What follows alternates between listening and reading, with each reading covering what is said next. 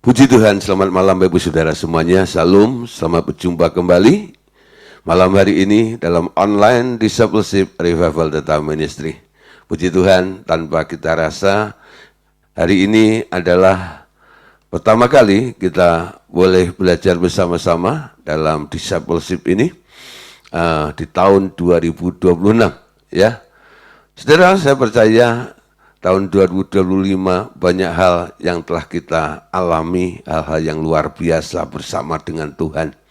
Ya, walaupun ada tantangan, ada masalah, tapi kita selalu melihat Tuhan yang ada, yang bersama-sama dengan kita. Dia selalu melakukan sesuatu yang terbaik bagi kehidupan kita semuanya. Amin. Nah, saya percaya Tuhan yang sama di tahun 2026 ini akan tetap menyertai dalam kehidupan kita, akan membawa kita dari kemuliaan kepada kemuliaan, dari kemenangan kepada kemenangan, dan membawa kita ke jenjang berikutnya, naik level ya, naik level, terus semakin dibawa lebih tinggi bersama dengan Tuhan, amin. Yang penting kita tetap komitmen, kita tetap setia kepada Tuhan. Saya percaya saudara, rencana itu akan dikenapi dalam kehidupan kita. Amin. Oke, Bu Saudara. Malam hari ini, tema yang akan kita bahas, judulnya adalah tentang manusia baru. Ya, tentang manusia baru. Nah, Saudara, kalau bicara tentang manusia baru, pasti ada yang namanya manusia lama. Ya, apa itu manusia lama dan apa itu manusia baru nanti bisa kita pahami setelah kita belajar membahas tentang manusia baru ini. Namun saudara, ya, tentang hal yang baru ini pernah dikomentari oleh seseorang yang namanya Salomo. Salomo bilang begini, bahwa tak ada yang baru. Itu kata Salomo saudara, ya. Tak ada yang baru. Nah, saudara, siapa Salomo? Salomo adalah orang yang paling penuh hikmat di bawah matahari, atau penuh hikmat di bawah kolong langit. Anda tahu siapa Salomo? Salomo itu anaknya Daud yang menggantikan menjadi raja, yang mengalami masa kejayaan ya ketika bangsa Israel dipimpin oleh Salomo itu, ya. Nah, ini orang hebat, orang yang punya pengalaman penuh dengan hikmat di bawah matahari, di bawah kolong langit. Di dalam kitab Raja-Raja ditulis, Salomo menggubah 3.000 amsal, dan nyanyiannya ada 1.005. Ia bersajak tentang pohon-pohonan dan pohon aras yang di Gunung Libanon sampai kepada hisop yang tumbuh pada dinding batu. Bahkan Salomo berbicara juga tentang hewan dan tentang burung-burung dan tentang binatang-binatang melata dan tentang ikan-ikan, saudara. Ya, nah kita lihat ayatnya ya dalam 1 Raja-Raja 4 ayat 32 sampai 34. Ia menggubah 3.000 amsal. Dan nyanyiannya ada 1.005. Jadi Raja Salomo itu ya suka untuk menyatakan apa yang ada di dalam benaknya, di dalam hatinya, itu diungkapkan dalam amsal ataupun dalam nyanyiannya. Bahkan ia bersajak tentang pohon-pohonan, dari pohon aras yang di Gunung Libanon sampai kepada hisop yang tumbuh pada dinding batu. Ia berbicara juga tentang hewan dan tentang burung-burung dan tentang binatang melata dan tentang ikan-ikan. Maka datanglah orang dari segala bangsa mendengarkan hikmatnya Salomo, ya, mendengarkan hikmatnya Salomo, dan ia menerima upeti dari semua raja-raja di bumi yang telah mendengar tentang hikmatnya itu. Saudara, kita lihat ya, Salomo itu begitu populer pada waktu itu karena dia menggubah ya 1.000 amsal dan nyanyiannya ada 1.005. Bahkan ia bersajak tentang apa saja yang dia jumpai. Semuanya itu bukan hanya teorika, tapi sesuatu yang diselidiki ya oleh Salomo, sehingga Salomo itu bisa menyimpulkan tentang apa semua yang dikatakan itu. Dan itu membuat orang-orang lain begitu terheran-heran. Jadi dikatakan ayat 34, maka datanglah orang dari segala bangsa mendengarkan hikmatnya Salomo. Ini bukan main-main. Amin. Ya. Dan ia menerima upeti dari semua raja-raja di bumi yang telah mendengar tentang hikmatnya itu. Artinya mereka yang datang kepada Salomo untuk mendengarkan hikmatnya itu cukup puas dengan penjelasan Salomo. Nangkep ya? Nah, tapi saudara, tadi dikatakan Salomo itu bilang ya, orang yang punya pengalaman begitu luar biasa hikmatnya di bawah kolong langit itu berkata, tidak ada yang baru. Nah, hari ini kita akan bicara tentang sesuatu yang baru. Tapi ya, dari pengalaman orang yang paling berhikmat itu, dia bilang nggak ada yang baru. Nah, saudara, kita lihat kesimpulannya Salomo, ya. Nah, kesimpulannya Salomo di dalam kitab Pengkhotbah, Salomo menyimpulkan kenyataan di bawah matahari. Pengkhotbah 1 ayat 9 katakan begini. Ya. Apa yang pernah ada akan ada lagi. Dan apa yang pernah dibuat akan dibuat lagi. Tak ada sesuatu yang baru di bawah matahari. Apa yang pernah ada tidak akan ada lagi. Dan apa yang pernah dibuat akan dibuat lagi, sehingga dikatakan tak ada sesuatu yang baru di bawah matahari itu. Nah, saudara, kalau kita mau menjajaki atau memahami tentang cara berpikirnya Salomo, mungkin Anda terlalu sulit. Karena apa? Salomo hidup di masa lampau seperti itu.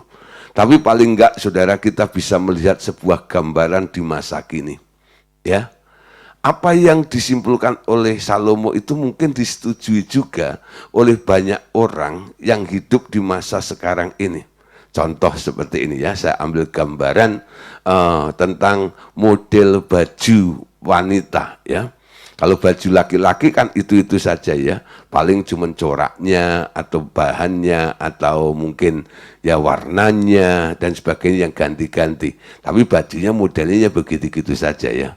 Tapi kalau baju perempuan, saudara, wah, itu kadang-kadang orang loh, ini model baru, ya loh. Nah, ini model baru, ya. Ini gaya yang baru, gitu ya. Itu selalu menjadi satu dipakai untuk menjadi satu sebutan untuk ya sesuatu, yaitu barang-barang brand ya dari baju-baju perempuan, betul? Wah, ini baru nih modelnya, ini baru nih modelnya, kalau macam ya. Nah, saudara, tapi saudara, Anda lihat ya.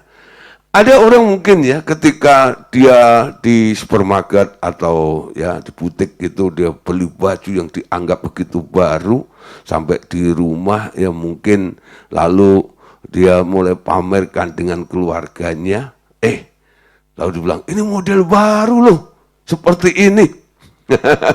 Lalu mungkin dari salah satu keluarganya, engkongnya atau maknya bilang gitu, baru apanya, ya. Zaman emak dulu juga sudah ada model begitu, cuman dulu bahannya dari karung goni saja, sekarang bahannya dari kain sutra, ya loh.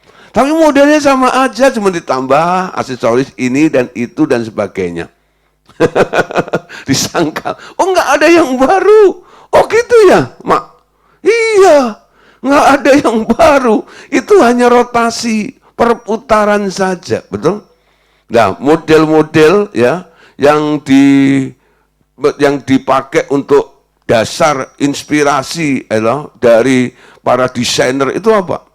Biasanya iklim itu ya. Wah, ini suasananya cuacanya lagi dingin nih. Ya. Jadi harus dibuat baju yang menutupi seluruh anggota tubuhnya, gitu ya. Nah, tangannya harus panjang, lebih lebih tebal bahannya dan sebagainya. Ya, nanti kalau sudah agak panas, gitu ya, mulai dipotong sedikit-sedikit, gitu ya, sampai akhirnya lengannya tinggal siku, ya. Makin panas sudah keadaannya. Lama-lama nggak pakai lengan, alias you can see and I can see. Dan sebagainya, saudara. Dan itu berputar seperti itu. Ya. Sehingga apa yang dikatakan oleh Salomo dalam Pengkhotbah 1:9 itu betul. Apa yang pernah ada, akan ada lagi. Dan apa yang pernah dibuat, akan dibuat lagi.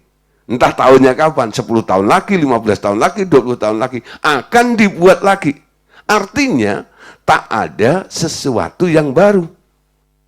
Ya, tapi kita lihat, ayat ini hanya berlaku untuk area di bawah matahari. Memang di bawah matahari itu tak ada yang baru.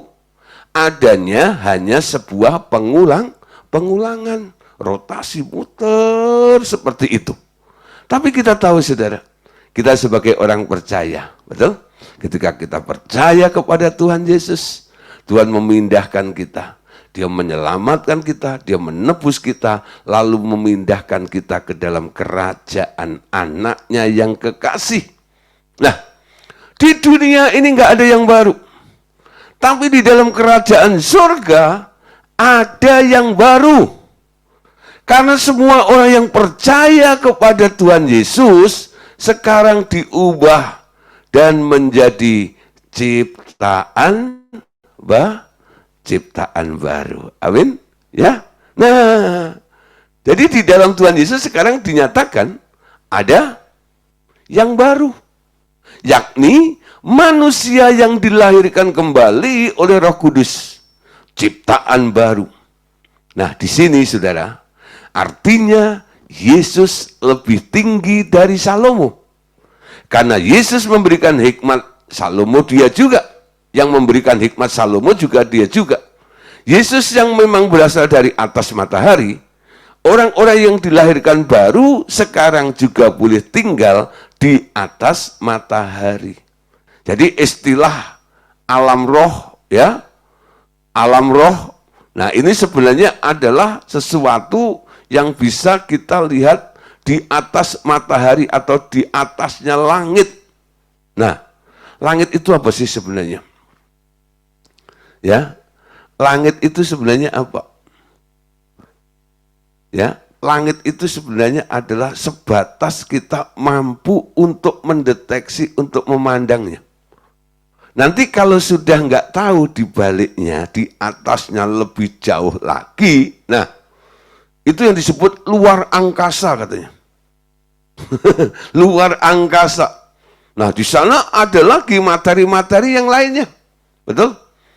Nah harus diteliti atau harus dilihat dengan alat, ya, teleskop, ya, satu alat yang lebih bisa melihat lebih jauh. Tapi alat yang dibuat manusia terbatas juga, nggak mampu mendeteksi, ya, apa yang lebih jauh di atas langit itu.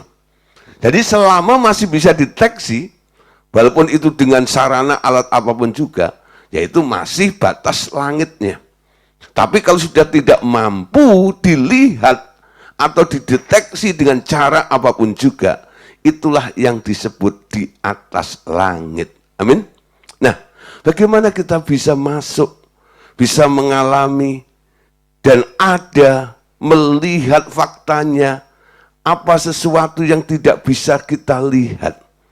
Kita tahu satu prinsip dalam kerohanian.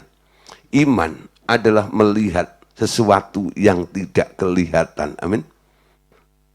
Iman itu dasar dari segala sesuatu yang kita harapkan, dan bukti dari segala sesuatu yang tidak kita lihat. Apa yang tidak bisa dilihat?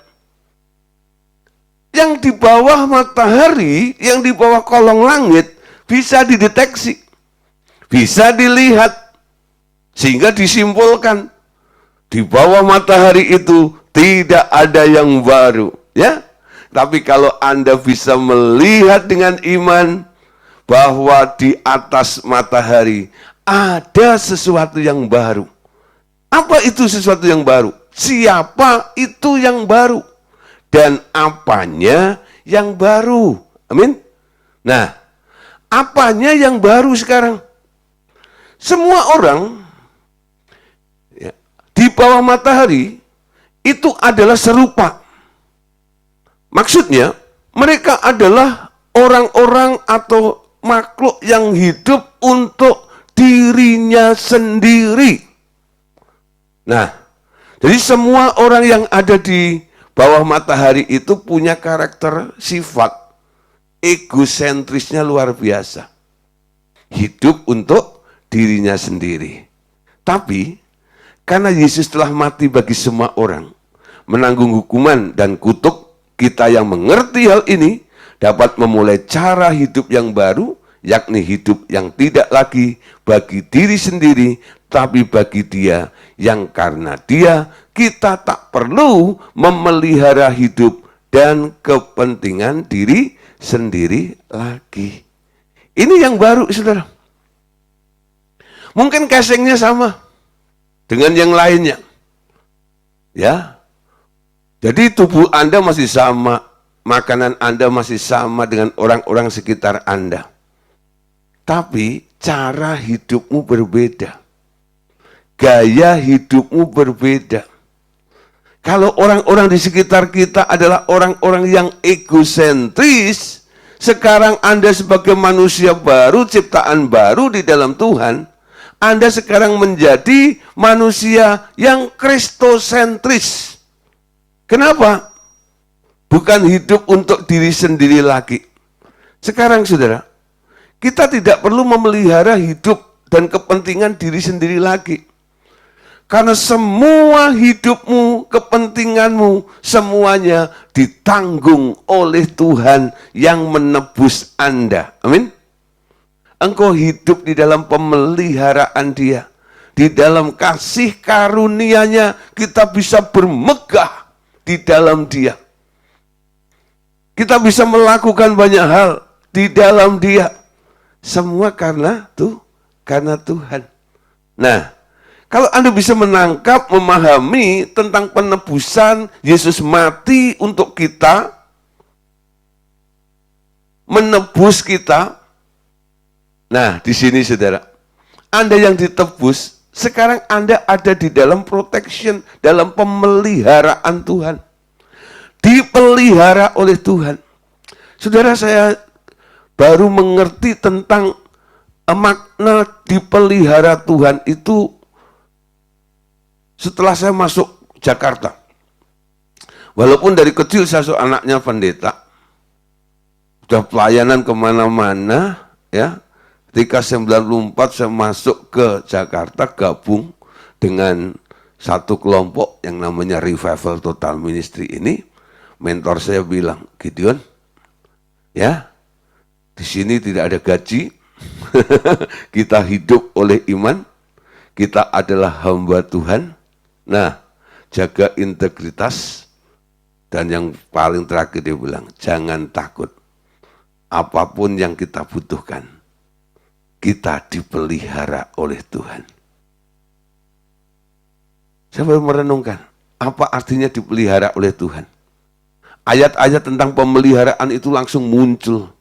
Yesus bilang, lihat burung di udara yang tidak menanam, lihat bunga di padang yang tidak berdandan, tapi indahnya jauh lebih indah dari pakaian raja manapun juga.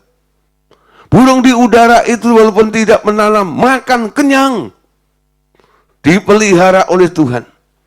Kalau Anda bisa menangkap esensinya tentang pemeliharaan Tuhan ini, saya yakin saudara, untuk menjadi manusia kristosentris itu gak sulit, betul? Dengan mudah Anda membuang egosentris dalam kehidupan Anda. Kenapa? Karena semua sudah disediakan oleh Tuhan. Tinggal kita tangkap, tinggal kita terima, tinggal kita ambil dengan iman. Amin. Yakin, percaya Tuhan ada dan menyertai dalam kehidupan kita semuanya. Amin. Nah, musuhnya cuma satu sih. Kekhawatiran, ketakutan, kecemasan. Buang itu. Takut nggak makan, ya, cemas, khawatir bagaimana nanti.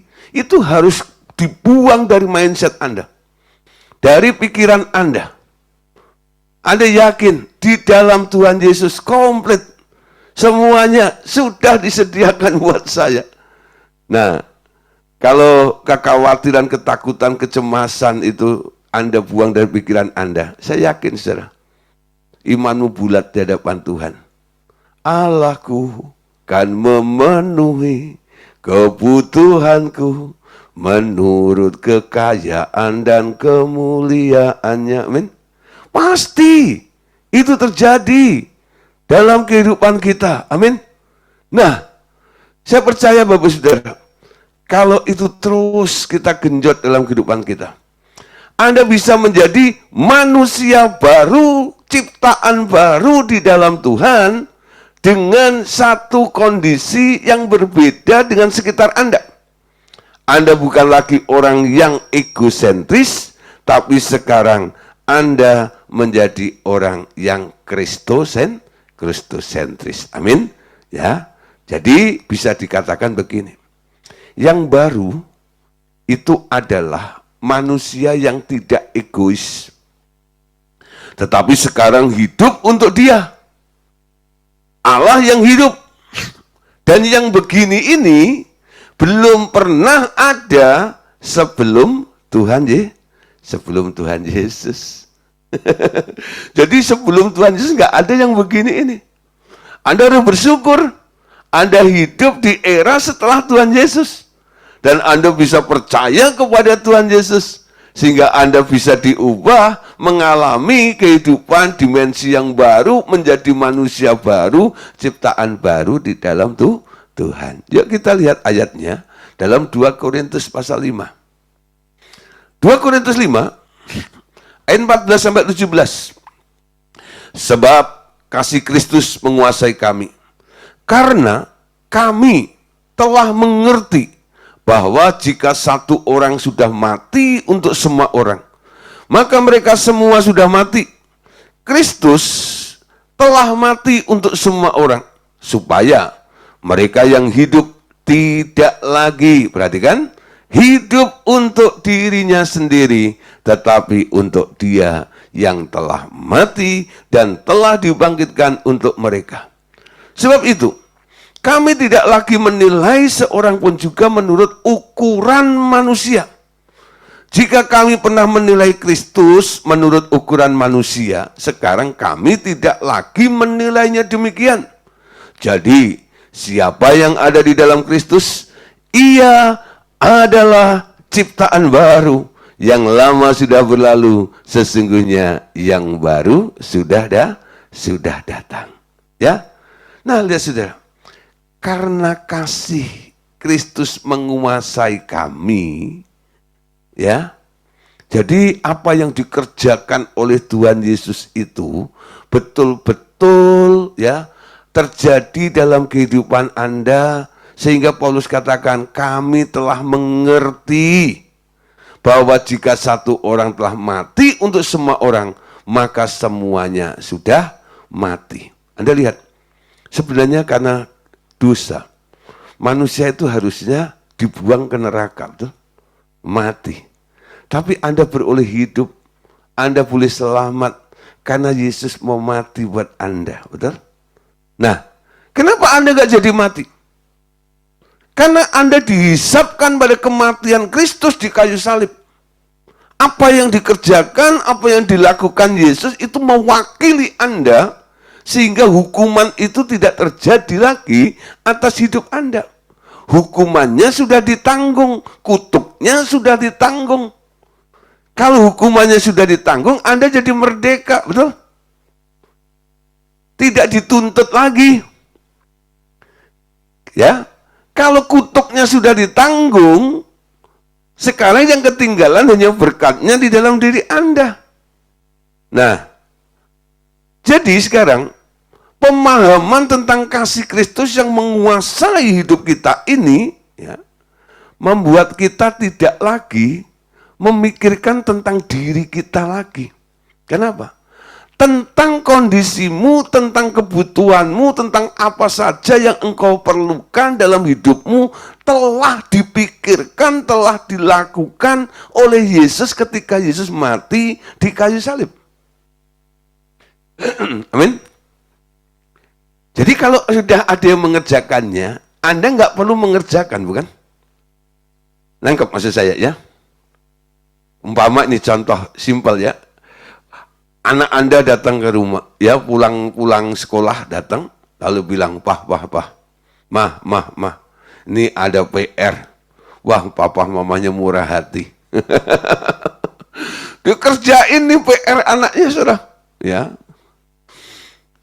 Nah, sudah diisi 2 tambah 2 sama dengan 4. 8 tambah 8 sama dengan 16. Ya, 5 kali 5 sama dengan 25. Sudah diisi semuanya. Si anak ini perlu mengerjakan enggak? Enggak. Kenapa? Sudah dikerjain oleh orang tuanya. Si anak cuma bilang tuh, Sisi, thank you, kamsia, matur nuwun.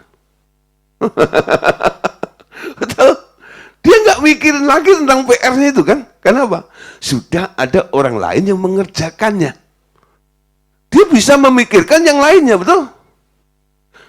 Atau karena dia melihat bapaknya yang begitu baik sekali telah mengerjakan apa yang harus dikerjakannya tadi, lalu si anak ini karena nggak harus memikirkan lagi tentang itu, dia berpikir yang lain. Berpikir apa? Apa yang bisa saya lakukan untuk bapak ya? Nah, mungkin dia beli permen, mungkin dia beli roti, ya. Lalu kasih kepada papahnya. Nangkep saudara? Walaupun ini contoh yang nggak baik. Ya, contoh anak punya PR kalau dikerjain bapaknya. Tapi paling tidak, saudara, Anda bisa menangkap gambarannya. Amin. Tapi jangan dilakukan. Tapi Anda mengerti ya? Si anak punya tugas. Punya kebutuhan, punya tuntutan. Papahnya ya mengerjakannya sehingga anak nggak harus memikirkan, nggak harus mengerjakannya. Dia bisa memikirkan yang lain dan mengerjakan yang lain. Bahkan dia bisa memikirkan dan mengerjakan sesuatu untuk yang telah berbuat baik kepada dia itu. Inilah yang dikatakan oleh Paulus. Sebab kasih Kristus menguasai kami karena kami telah mengerti bahwa jika satu orang sudah mati untuk semua orang, maka mereka yang semua sudah mati, ya, maka mereka semua sudah mati, padahal masih hidup. Yang mati siapa? Yesus, betul? Artinya sudah dikerjakan oleh Yesus. Kristus telah mati untuk semua orang supaya, perhatikan ya, saya tampilkan ayatnya lagi supaya Anda bisa melihat ya. Kristus telah mati untuk semua orang supaya mereka yang hidup tidak lagi hidup untuk dirinya sendiri, tetapi untuk Dia yang telah mati dan telah dibangkitkan untuk mereka. Ini menjadi alasan kenapa Anda bisa menjadi manusia baru, ciptaan baru, tidak lagi menjadi manusia egosentris, tapi menjadi manusia kristosentris. Karena Kristus telah melakukannya untuk Anda. Amin. Semua telah dilakukan oleh Yesus. Karena kasih-Mu, karena salib-Mu, ku hidup. Semua karena Dia kita bisa hari ini. Kalau sudah dilakukan oleh Yesus, apa yang Anda lakukan sekarang? Bukan untuk dirimu lagi, tapi untuk Dia yang telah melakukan untuk Anda. Amin. Saya harap tahun 2026 ini, kita mulai punya mindset yang baru. hidupku bukannya aku lagi, tapi Kristus yang ada di dalamku. Aku tidak memikirkan tentang kebutuhanku lagi. Kebutuhanku sudah ditanggung oleh Tuhan Yesus. Selama 2026 ini, saya percaya Tuhan telah menyediakan berkat yang melimpah ruah dalam kehidupan kami. Amin. Nah, sekarang yang saya pikirkan, apa yang bisa saya lakukan untuk Tuhan? Betul? Apa yang bisa kita lakukan untuk Tuhan? Apa yang bisa kita kerjakan supaya kerajaan Tuhan itu bisa dibangun di muka bumi ini dan nama Tuhan itu dimuliakan? Pemikiranmu jauh lebih mulia. Itu pikiran-pikiran orang yang menjadi ciptaan baru di dalam Tuhan. Sehingga standarnya bukan ukuran manusia. Tadi dikatakan, karena dikuasai oleh kasih Kristus dan mengerti tentang konsep ini, Paulus berkata, sebab itu kami tidak lagi menilai seorang pun juga menurut ukuran manusia. Cara memandangmu bukan ukurannya standar manusia. Tapi sekarang diganti. Seperti Kristus menilai, seperti Kristus memandang orang-orang di sekitar Anda. Jadi kalau Anda melihat tetangga Anda, orang sekitar Anda, dasarnya bukan pertimbangan dari apa yang Anda pikirkan atau Anda rasakan, tapi apa kata Tuhan tentang orang itu. Jadi kalau ketemu orang sekarang, jangan curigation, jangan curiga dengan orang itu, betul? Jangan berasumsi tentang orang itu. Tanya Tuhan, Tuhan, ada apa dengan orang itu? Ketika engkau menangkap tentang apa yang Tuhan pikirkan tentang orang itu, pikiran yang mulia. Itu pikiran daripada orang yang menjadi ciptaan baru. Sudah dalam pelayanan juga begitu. Dulu saya berpikir kalau saya melayani, saya harus menyimpulkan sendiri, berpikir sendiri tentang orang yang akan saya layani. Enaknya diapain, ini dan itu dan sebagainya. Tapi sekarang saya mulai belajar, dipimpin oleh Roh. Setiap ketemu orang yang bermasalah atau diundang dalam pelayanan dan sebagainya, saya tanya Tuhan, Tuhan ada apa dengan orang itu? Itu pertama kali yang saya ucapkan. Tuhan ada apa dengan orang ini? Ya.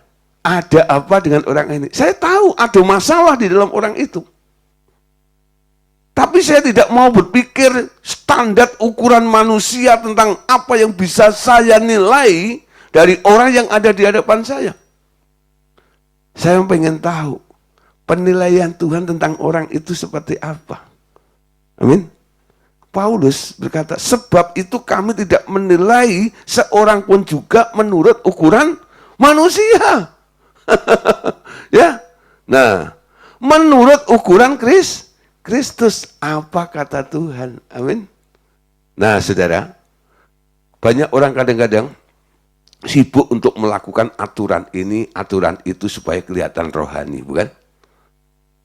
Itu pun kadang-kadang dicela oleh Tuhan Yesus. Seperti ahli Taurat, orang Farisi, disebut rohaniawan.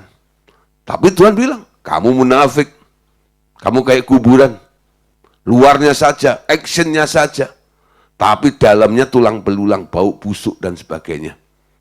Ya, nah, doa hanya supaya dilihat, supaya kelihatan keren dan sebagainya. Hanya mencari penghormatan dari manusia dan sebagainya. Galatia 6 ayat 15 berkata begini, sebab bersunat atau tidak bersunat, itu tidak ada artinya. Tetapi menjadi ciptaan baru, itulah yang ada artinya. Amin. Menjadi ciptaan baru. Sekarang ukurannya apa? Anda melakukan agendanya Tuhan atau bukan? Anda di pihak Tuhan atau bukan? itu baru ada artinya. Menjadi ciptaan baru, bukan masalah sunat atau tidak sunat. Itu nggak ada artinya. Disunat ya boleh, nggak disunat juga boleh, betul nggak? Banyak orang hanya mempersoalkan tentang hal-hal fisik, betul? Tentang hal-hal lahiriahnya. Tapi saudara, Tuhan hanya pengen tahu sumbernya dari mana. Semua apa yang Anda lakukan, apa yang Anda kerjakan itu sumbernya dari mana. Orang yang lahir baru menjadi ciptaan baru dalam Tuhan. Semua yang dilakukan sumbernya cuma satu. Segala sesuatu dari Dia, oleh Dia, kepada Dia, bagi Dialah kemuliaan sampai selama-lamanya. Amin. Jadi semua harus dari atas. Yang di bawah kolong langit itu bisa diprediksi, bisa ditemukan, bisa disimpulkan dari hasil analisis. Jadi Salomo itu menyelidiki gitu ya, mencari tahu berdasarkan pengalamannya. Lalu disimpulkan. Tapi yang di atas langit itu bukan hasil eksperimen. Bukan hasil penyelidikan Anda. Tapi apa kata Tuhan. Amin. Kenapa? Yang di atas sana itu sumbernya adalah Tuhan. Ya, Yohanes 3 ayat 31 berkata begini. Siapa yang datang dari atas adalah di atas semuanya. Siapa yang berasal dari bumi adalah dari bumi dan berkata-kata tentang hal-hal di bumi. Siapa yang datang dari surga adalah di atas semuanya. Jadi mereka yang pakai konsepnya di bawah kolong langit itu hanya memakai bahasa-bahasa orang bumi. Kalau Anda datang dari atas, seperti Kristus datang dari atas, ketika ditanya orang seperti Yesus jawabannya, kata Bapakku begini. Bapakku melakukannya, anak melakukannya. Bapakku ngomong, anak ngomong. Betul? Itu lahir baru, ciptaan baru di dalam Allah. Amin. Jadi mulai belajar standar atau permulaan start daripada kelahiran baru itu, Anda mulai bergantung sepenuhnya kepada Tuhan. Nah, setelah Anda ada di daerah ini, mulai mau nurut sama Tuhan, nanti mulai ada sesuatu yang mulai dirombak dalam kehidupan Anda. Ya? Nah, sehingga kita bisa melihat yang mana manusia yang baru itu. Sering orang bertanya-tanya, yang mana di dalam kita yang disebut ciptaan baru, yaitu manusia baru itu. Sejak roh Tuhan Yesus memasuki roh Anda, sebenarnya telah terbentuk suatu roh yang baru hasil percampuran roh Anda dan roh Yesus. Dan di dalam kumpulan roh-roh di dalam jiwa kita, sekarang berbaur roh-roh baru, yakni segala buah-buah Roh Kudus. Jadi, sekarang terdapat dua kelompok staf fasilitas jiwa kita. Kelompok pertama, itu berasal dari pertumbuhan jiwa kita sejak dari perut ibu hingga saat terakhir. Kelompok ini terbentuk dari roh-roh keturunan dan dari lingkungan duniawi. Kelompok ini disebut kedagingan. Ya. Nah, kelompok kedua adalah kelompok baru, disebut ciptaan baru. Kedua kelompok berseteru, satu dengan yang lain. Yang pertama egosentris, yang kedua kristosentris. Kelompok kedagingan harus digantung di kayu salib seluruhnya. Dan kelompok kedua yang berperang aktif selanjutnya, yang tinggal dari yang lama adalah pengalaman hasil dari buah pengetahuan baik dan jahat. Nah, sejak itu, yang berdoa di dalam bahasa roh, yang memuji Tuhan dalam roh, yang tertawa di dalam roh, yang menanti-nantikan Tuhan, yang mendapat hikmat roh, yang membaca firman, yang menghafal ayat, beriman berdasarkan firman, yang menengking setan, menyembuhkan orang sakit dengan firman, bernubuat, tergerak oleh belas kasihan, melakukan hal-hal berdasar intuisi, menangis untuk keselamatan orang lain, memberkati dalam nama Tuhan, itu adalah si manusia baru. Amin. Nah, saudara Anda lihat. Jadi sekarang sejak manusia itu percaya pada Tuhan Yesus, ada sifat dasar dari manusia yang sudah terbentuk dalam diri manusia itu sejak dia lahir dari kandungan sampai akhirnya dia ketemu Tuhan. Tuh. Ketika ketemu Tuhan, Yesus mengetuk pintu hati. Lihat aku berdiri di depan pintu sambil mengetuk. Barang siapa mendengar suaraku, lalu membukakan pintu, aku akan masuk. Ketika Anda membuka pintu, Yesus berjanji dia akan masuk. Betul? Ketika seseorang membuka pintu hatinya, mereka kemasukan Roh Kristus di dalam dirinya. Nah, sekarang Roh Kristus itu berjumpa atau bertemu, berbaur dengan manusia lama Anda. Ya, yang ada yang sedang bergejolak di dalam jiwa Anda itu. Wah, terjadi pertempuran sengit ada di situ. Makanya nggak heran, ya, ketika orang pertama-tama lahir baru, cintanya kepada Tuhan luar biasa, betul? Cintanya, oh heranlah. Kuasanya, oh heranlah. Woi, mati hidup untuk Tuhan. Cinta mula-mula dengan Tuhan. Apa saja untuk Tuhan dan sebagainya. Satu titik saudara. Mulai berpaling lagi ke dunia. Mengejarkan hal dunia lagi. Apakah di sini Roh Kristus keluar dari Anda yang telah Anda undang masuk dalam hidup Anda? Enggak. Dia tetap ada di dalam hidup Anda. Tapi yang mendominasi saat itu adalah manusia lama Anda. Roh Kristus yang disebut manusia baru dalam hidup Anda itu, dia kalah. Karena ditekan oleh manusia lama Anda itu. Sehingga Anda menjadi kedagingan kembali. Gak hidup dalam roh, gak dipimpin oleh roh kembali. Nah, di sini saudara, sekarang harus ada satu hal yang perlu kita putuskan di sini. Anda mau mengenakan manusia baru, menanggalkan manusia lama, atau tetap mengenakan manusia lama dan menyimpan manusia barunya. Di sesi sebelumnya kita bicara tentang menanggalkan dan mengenakan, betul?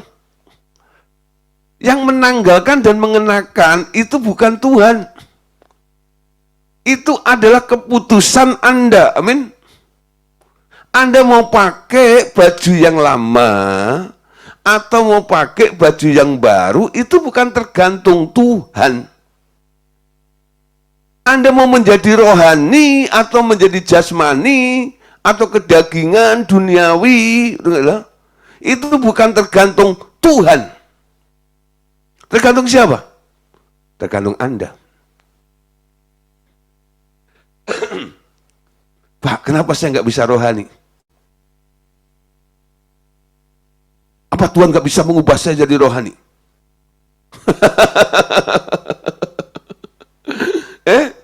Apa Tuhan gak bisa mengubah Anda jadi rohani? Wow, mustahil. Tuhan bisa sebenarnya. Tapi Tuhan menghargai free will Anda. Keputusan tentang Anda mau jadi apa, itu sekarang bukan ada di ranahnya Tuhan.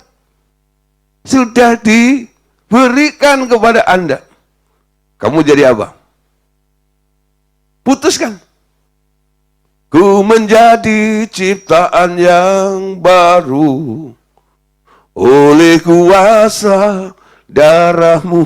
Amin. Jadi Anda mau menjadi manusia baru atau menjadi manusia lama, itu bukan tergantung Tuhan. Keputusan Anda, ketika Anda mengambil keputusan, nanti surga membackup Anda. Betul? Bukan berarti Roh Kristus itu nggak ada di dalam diri Anda. Ada. Tapi nggak Anda kenakan. Anda tanggalkan, yang Anda kenakan adalah manusia lama Anda. Nah, saudara, supaya manusia lama Anda ini semakin lama semakin terkikis, kalau muncul, cepat-cepat salibkan. Ingat 2 buah salib itu? Salib Anda. Pikul salib setiap hari. Ketika manusia lama itu muncul, langsung pangkas habis. Aku mau ikut maunya Tuhan. Betul? Keinginanmu dipangkas oleh keinginan Tuhan. Itu namanya pikul salib. Aku mau ikut Tuhan. Aku mau hidup benar. Aku mau hidup kudus. Amin. Bukan Anda berusaha dengan kemampuan Anda untuk menjadi orang kudus. Enggak. Tuhan yang memampukan Anda. Dia yang menguduskan Anda. Dia yang membenarkan Anda. Walaupun Anda sudah dibenarkan, dikuduskan untuk jadi orang benar, orang kudus, itu juga keputusan Anda lagi. Tuh. Jadi secara jujur, Anda sudah dibenarkan, amin. Tapi secara de factonya, Anda harus memutuskannya. Anda mau jadi orang benar atau tidak? Jadi orang kudus atau tidak di sini? Itu faktor mengenakannya adalah tindakan action yang harus Anda berbuat, amin. Nah, kita mulai belajar. Ya, jadi kalau ada keinginan rohani, itu artinya manusia barumu yang sedang beroperasi dalam hidup Anda. Tapi kalau ada hal-hal yang sifatnya duniawi, kedagingan dan sebagainya, itu manusia lama Anda yang sedang beroperasi dalam hidup Anda. Cepat-cepat apa? Salibkan itu. Amin. Nah, Bapak Saudara, kita lihat beberapa ayat di sini ya. Oke. Lukas 24 ayat 31 sampai 32. Ketika itu terbukalah mata mereka dan mereka pun mengenal Dia. Tetapi Ia lenyap dari tengah-tengah mereka. Kata mereka seorang kepada yang lain, bukankah hati kita berkobar-kobar ketika Ia berbicara dengan kita di tengah jalan? Dan ketika Ia menerangkan kitab suci kepada kita. Nah saudara, Anda lihat situasinya ya. Jadi ketika Tuhan Yesus disalib, seperti prediksi Tuhan Yesus, Tuhan bilang, kamu akan tercerai-berai. Betul. Benar-benar kabur, ada yang pulang kampung. Salah satunya adalah 2 orang ya dari Emmaus itu. Dia pulang. Tapi ketika Yesus bangkit itu, ya, Yesus mengejar mereka. Jalan bersama dengan murid ini. Sampai akhirnya mampirlah Yesus di rumahnya karena dipaksa. Dan dikasih roti, dipecah-pecahkan, mata mereka terbuka. Itu guru, itu Tuhan. Lalu mereka bilang, bukankah tadi ketika Dia berbicara, roh kita berkobar-kobar. Saudara, ketika Anda memikirkan tentang Tuhan, mendengar tentang Tuhan, saudara, rohmu yang tersentuh, betul? Walaupun engkau sedang putus asa, engkau sedang patah hati, engkau sedang patah semangat, ditandai dengan pulang kampung itu, tapi Anda lihat, ketika Anda dengar firman, ada sesuatu yang berkobar, itu. Gak heran tadi ya, ketika dengar dia ngomong itu, kenapa roh kita berkobar, padahal kita ini kan sedang putus asa, betul? Jadi ada dua hal yang sedang bekerja bersama-sama ini. Ya, manusia lamanya pengen pulang. Tapi saudara, disulut oleh Tuhan Yesus, manusia barunya mulai muncul nih. Berkobar-kobar, betul? Jadi roh yang berkobar-kobar itu bukan dari manusia lama. Itu dari manusia barunya. Setelah melihat benar-benar itu gurunya sudah bangkit, dia balik lagi ke Yerusalem, saudara. Mengikuti pimpinan roh kembali, betul? Ikut keputusannya diambil sebagai manusia baru itu. Amin. Nah, saudara, kalau hidupmu dipimpin oleh roh, manusia baru itu beroperasi di dalam hidup Anda, apa yang terjadi? Buah roh itu akan termanifestasi dalam hidup kita. Galatia 5, 22-23, itu akan terjadi di dalam hidup Anda. Buah roh ialah kasih, sukacita, damai sejahtera, kesabaran, kemurahan, kebaikan, kesetiaan, amin, kesetiaan, kelemah lembutan, penguasaan diri. Tidak ada hukum yang menentang hal-hal itu. Amin. Nah, tidak ada hukum yang menentang hal-hal itu. Anda perhatikan di sini. Apakah Anda sedang hidup di dalam kasih? Apakah sukacita itu begitu melimpah dalam hidup Anda? Apakah damai sejahtera itu sedang memerintah di dalam hatimu? Apakah kesabaran itu menjadi ekspresi dalam hidupmu?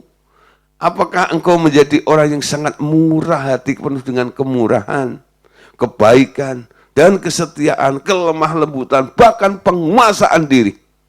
Itu bisa termanifestasi, terjadi dalam hidup Anda. Kalau Anda mengaktifkan manusia baru dalam hidup kita. Amin. Nah, saudara, sekarang kita lihat dampak daripada orang menjadi manusia baru, ya, ciptaan baru di dalam Allah. Cara hidupnya harus baru juga, amin. Enggak pakai cara hidup yang lama. Nah, cara hidup yang baru itu seperti apa? Setiap ciptaan baru adalah hamba Allah. Wow. Setiap ciptaan baru adalah hamba Allah. Anda ciptaan baru? Artinya Anda adalah hamba Allah. Apa artinya hamba Allah? Hamba Allah adalah orang-orang yang tunduk dan melakukan kehendak Allah. Amin.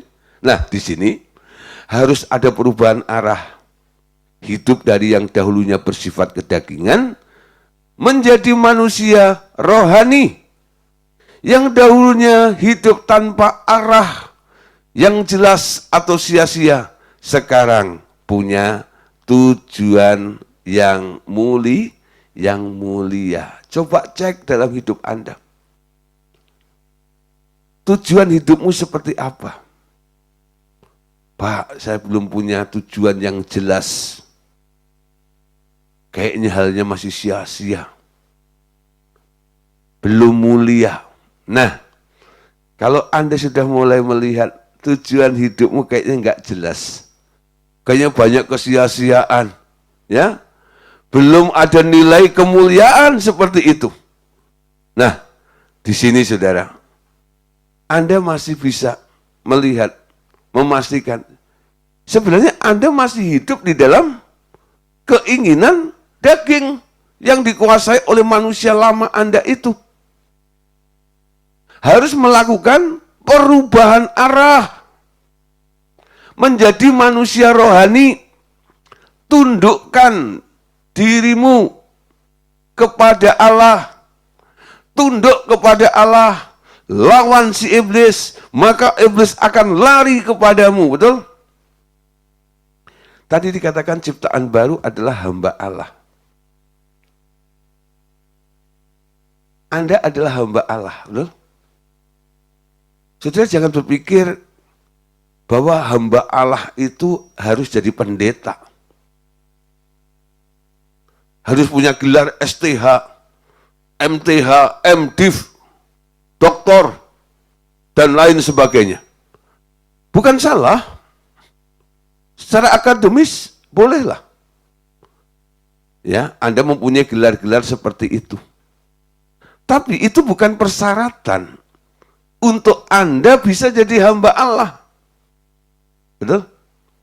Anda lihat, murid-murid Yesus 12 itu, notabene adalah para orang-orang nelayan, betul ya? Orang sederhana semuanya. Tapi disebut hamba Allah, betul? Ketika dihadapkan ke mahkamah agama, ketemu dengan orang-orang penting di pengadilan dan sebagainya, dia bilang, kami ini adalah hamba Allah. Kalau ditanya, gelarmu apa? Gelarku cuman nelayan di pantai Galilea.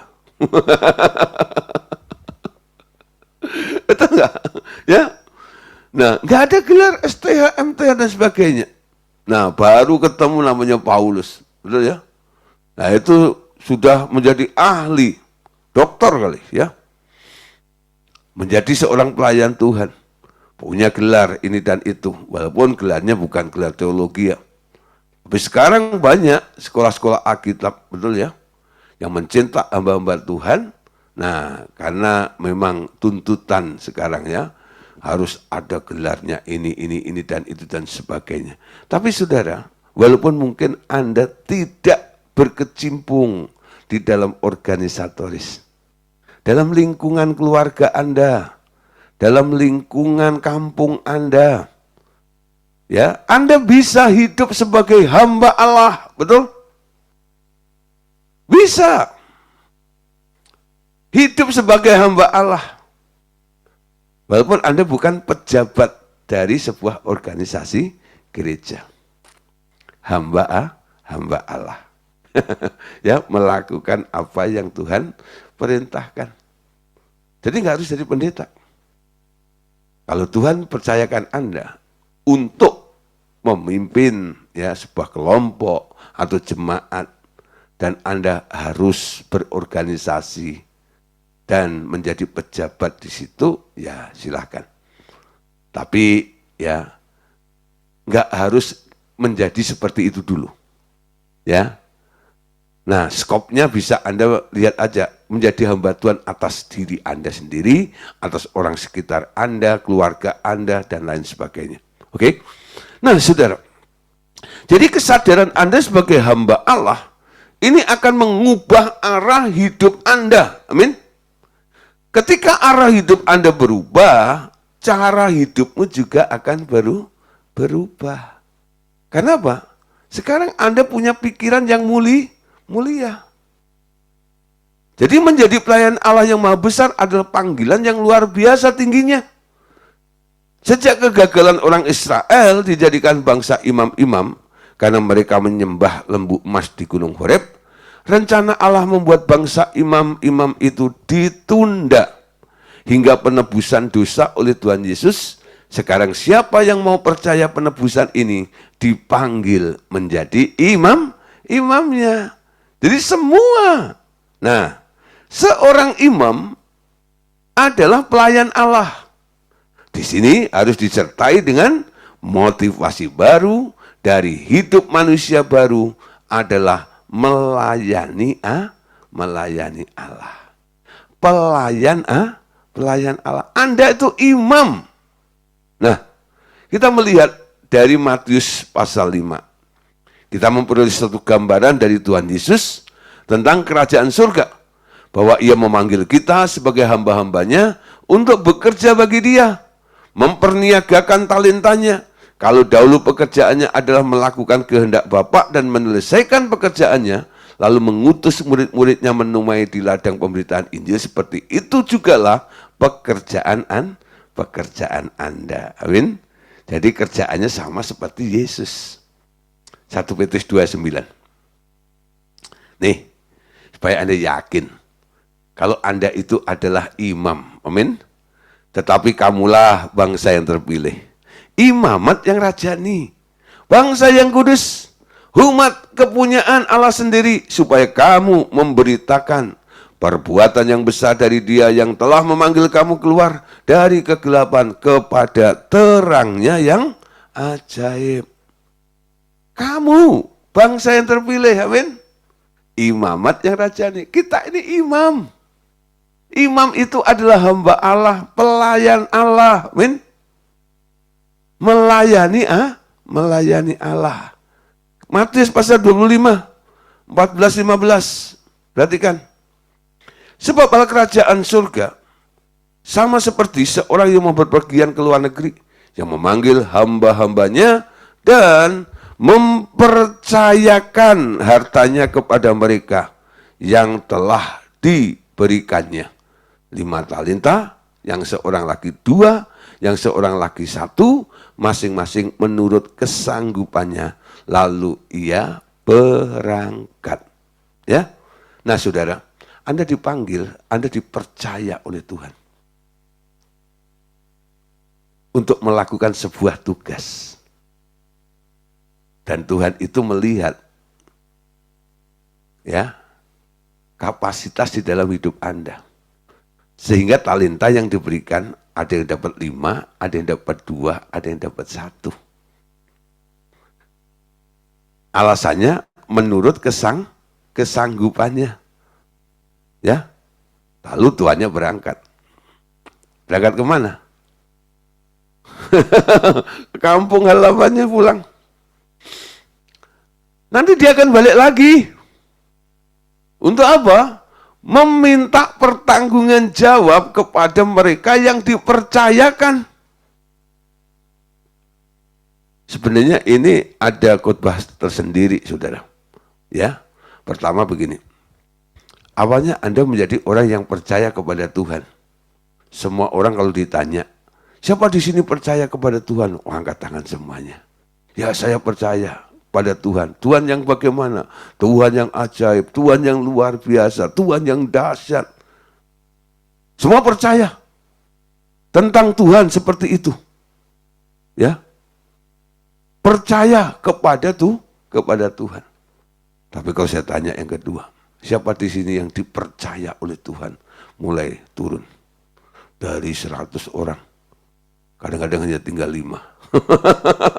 Karena mereka nggak yakin kalau dia dipercaya oleh Tuhan. Nah, dari yang 5 yang masih bertahan dan yakin dipercaya oleh Tuhan. Ingat nih, ketika Tuhan mempercayakan kepada Anda, ada tanggung jawabnya. Betul? Kekristenan itu ya harus dipertanggungjawabkan. Banyak orang Kristen tidak pernah mengerti tentang pertanggungan jawab kepercayaan mereka kepada Tuhan. Anda percaya pada Tuhan? Percaya. Ketika Tuhan mulai mempercayai Anda, ada tanggung jawab yang dituntut oleh Allah atas hidup Anda. Karena kapak tersedia bagi pohon yang tidak menghasilkan buah. Betul? Jangan enak-enak. Percaya sama Yesus, gratis, betul? Percuma-cuma, betul. Tentang hal masuk surga, itu gratis. Tapi saudara, untuk selanjutnya, harus dikerjakan. Kerjakanlah keselamatanmu dengan takut dan gentar. Apa maksudnya? Mengerjakan keselamatan itu. Kan sudah diberikan, sudah gratis. Cuma-cuma. Kenapa mesti dikerjakannya? Karena Anda tidak dipanggil hanya cukup untuk menjadi percaya kepada Tuhan, tapi Anda juga akan dipilih untuk dipercaya oleh Tuhan. Amin. Ketika Anda dipercaya oleh Tuhan, lalu dia berangkat. Nanti dia balik lagi. Kapan itu? Kapan Yesus kembali? Kapan Yesus kembali? ke dalam dunia ini, sungguh tak lama lagi. Betapa senang hatiku bila sudah ketemu. Hatiku sangat rindu bertemu Yesus Tuhanku. Lagunya sih enak ya. Hatiku sangat rindu, betapa senangnya hatiku kalau ketemu Yesus Tuhanku. Tapi saudara lihat, untuk orang-orang yang dipercayakan, diberi tanggung jawab oleh Tuhan, 5 talenta, 2 talenta, 1 talenta, ketika Tuhan itu datang, ada hitungannya, bro. Yang 5 talenta itu piye? Yang 2 itu piye? Yang 1 itu gimana? Diceritakan di situ yang 5 talenta bisa memberikan tanggung jawabnya. Tuhan dengan bangga berkata, 5 talenta yang kau percayakan padaku sekarang sudah jadi 10. Sabaslah ya hambaku yang setia. Yang 2 sama. 2 yang kau percayakan sekarang sudah jadi 4. Sabaslah hambaku yang setia. Yang 1, saudara. Gimana dengan kamu? Aku tahu engkau Tuhan yang jahat, yang gini, ngeles, saudara. Kamu sudah tahu, aku mengambil keuntungan di sini. Kalau kamu nggak sanggup, kenapa nggak kamu berikan kepada yang 5 atau yang kedua itu, supaya dikerjakan itu semuanya. Sekarang kau dihakimi menurut perkataanmu. Seperti apa yang kau tuduhkan kepadaku, itu terjadi atasmu. Wah, saudara, Anda lihat, saudara. Apakah Anda pernah berpikir sampai di titik ini atau enggak? Menjadi ciptaan baru. Punya cara hidup yang baru. Amin. Bukan sekedar percaya, tapi dipercaya, punya tanggung jawab, dan sanggup untuk mempertanggungjawabkannya ketika berjumpa dengan Tuhan nanti. Amin. Jadi semua harus diselesaikan. Yohanes 4 ayat 34 sampai 35 dan 38, lompat ya. Nah, Anda lihat di sini. Ketika Yesus, ya kata Yesus kepada mereka, makananku ialah melakukan kehendak Dia yang mengutus aku dan menyelesaikan pekerjaannya. Bukan kamu mengatakan 4 bulan lagi tibalah musim menuai, tetapi aku berkata kepadamu, lihatlah sekelilingmu dan pandanglah ladang-ladang yang sudah menguning dan matang untuk dituai. Aku mengutus kamu untuk menuai apa yang tidak kamu usahakan. Orang-orang lain berusaha dan kamu datang memetik hasil usaha mereka. Nah, saudara, yang dilakukan oleh Yesus luar biasa. Statement Yesus itu harus menjadi statement kita juga. Makananku ialah melakukan kehendak Bapa yang mengutus aku dan menyelesaikannya. Nah, memberi pertanggungan jawabnya. Amin. Ayo mulai ya. Mulai belajar menjadi ciptaan baru. Mengenakan manusia baru. Punya cara hidup yang baru juga. Amin. Oke. Kita sampai di sini dulu, besok kita akan sambung lagi. Ya, Tuhan Yesus memberkati kita semuanya. God bless you.